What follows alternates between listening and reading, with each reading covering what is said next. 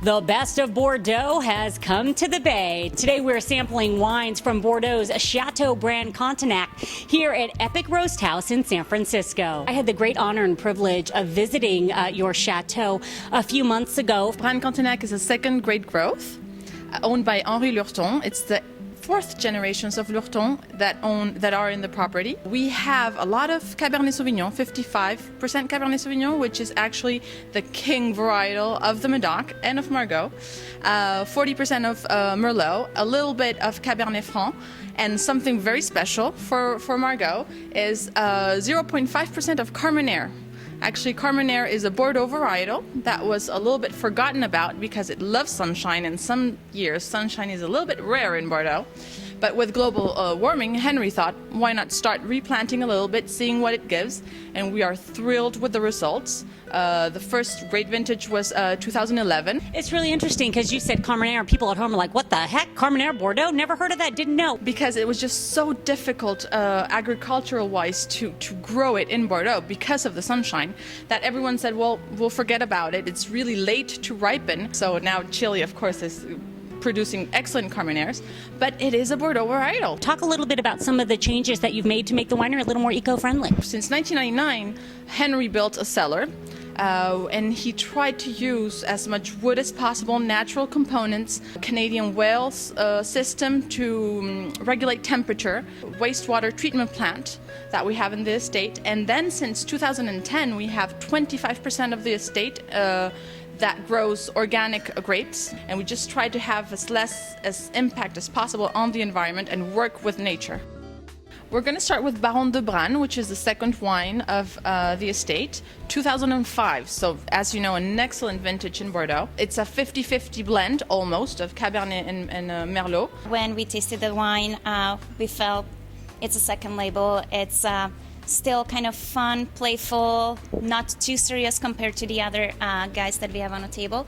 So we thought that pizza, even a burger, would be a really great food and wine pairing, just something that would enhance the flavors of the wine, going with the duck, but something that also wouldn't take over the wine, or the wine wouldn't take over the pizza. So we thought that duck roasted pizza would just go well together. So now we're going to stay in the same vintage, 2005, but Le Grand Vin, Château Brane-Cantenac.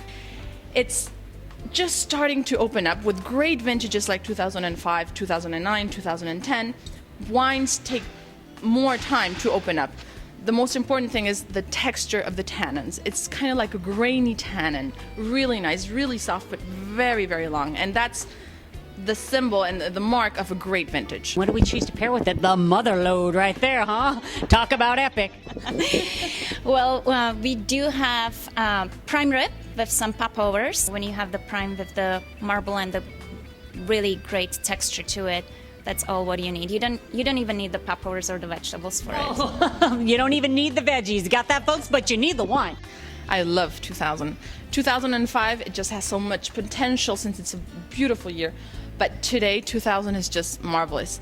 Henry chose to produce a very small quantity of 2000. 2000 was a good year. It wasn't an exceptional year like 2005, but it was a really, really good year. What was very important to do is to be really selective on production.